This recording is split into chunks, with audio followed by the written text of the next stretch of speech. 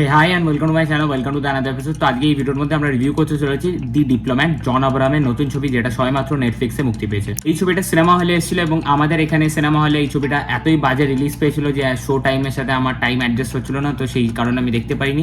তো আমি ফাইনালি এখন নেটফ্লিক্সে দেখলাম এবং এই ভিডিওর মধ্যে আমি বলবো যে এই সিনেমাটা কেমন হয়েছে, কি বৃত্তান্ত, এভরিথিং। তো এই গল্পটাকে যদি আমি একটু করে বলি, একটা মেয়ে, ইন্ডিয়ান মেয়ে, সে পাকিস্তানেতে চলে যায়, সে কিছু একজনের সাথে বিয়ে করে এবং সে সেখানে গিয়ে জানতে পারে যে সেই যে বিয়েটা, এটা আদতে একটা বিয়ে না এবং তাকে একটা টেররিস্ট করবার একটা জন্য তাকে নিয়ে যাওয়া হয়েছে ওখানে। তো সে তারপরে ইন্ডিয়াতে ফেরত আসতে চায় এবং আমাদের তখনকার দিনে এক্সটার্নাল অ্যাফেয়ার্সের যে মিনিস্ট্রিতে ছিলেন সুষমা স্বরাজ ম্যাম, তার কৃতিত্বের কথা এখানে দেখানো হয়। এবং হচ্ছে জেপি সিং, যে ক্যারেক্টারটা জন আব্রাহাম প্লে করেছে, পাকিস্তানি ইন্ডিয়ান অ্যাম্বাসির জয়েন্ট সেক্রেটারির বড় অফিসার ছিলেন এবং তাকে ডিপ্লোম্যাট বলা হতো। তো তার এই ঘটনাটাকে এবং সেই মেয়েটিকে ওখান থেকে এখানে ফিরিয়ে আনার গল্পটা নিয়ে এই ছবিটা। তো এই ছবিটাকে জন আব্রাহামের মতো একটা বড় হিরো থাকা সত্ত্বেও এই ছবিটাকে না কমার্শিয়াল ভাবে বানানো হয়েছে, না একদম সাটেল রিয়েলিস্টিক জোনে বানানো হয়েছে। এই ছবিটাকে একটা মানে কিছু কিছু জায়গা থেকে একটু কমার্শিয়াল প্রেজেন্ট দেওয়ার চেষ্টা করেছে, আবার কিছু কিছু জায়গাতে একটু রিয়েলিস্টিক ছাপ দেওয়ার চেষ্টা করেছে এবং কমার্শিয়াল প্রেজেন্টটাও যে সেটাকেও ভালো করে এস্টাবলিশ করেনি এবং যে রিয়েলিস্টিক জোনটাতে ঢুকবে সেটাকেও প্রপারলি ইস্তেমাল করেনি। মানে কেমন একটা হচপচ করে একটা মিডিলে একটা ছবি বানিয়েছে।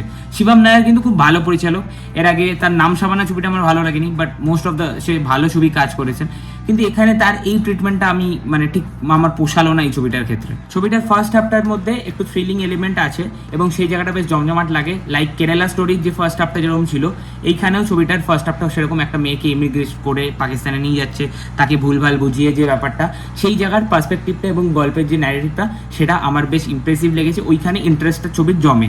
কিন্তু মূলত প্রবলেম হয় ছবির সেকেন্ড হাফে, কারণ সেখানে সবই মনে হচ্ছে খুব ইজিলি হয়ে যাচ্ছে এবং একটা মেয়েকে বা কোনো মানুষকে, ভারতীয় নাগরিক, তারা অন্য একটা দেশে আছে এবং সেই দেশের নাগরিকরা বা সেই দেশের নাগরিকরাও যদি চায় যে সেই মেয়েটাকে ফিরিয়ে দেওয়ার, কিন্তু সেখানকার যে গভর্নমেন্টের যে প্রবলেমস, ইন্ডিয়ার সাথে যে tensions, religious problems, political tension, সেগুলো যেরকমভাবে অ্যারেঞ্জ করে আছে এখানে আসে সব কিছুই, কিন্তু সব মনে হয় কি খুব ইজিলি হবে, মানে পাস হয়ে মেয়েটা ফেরত চলে এলো।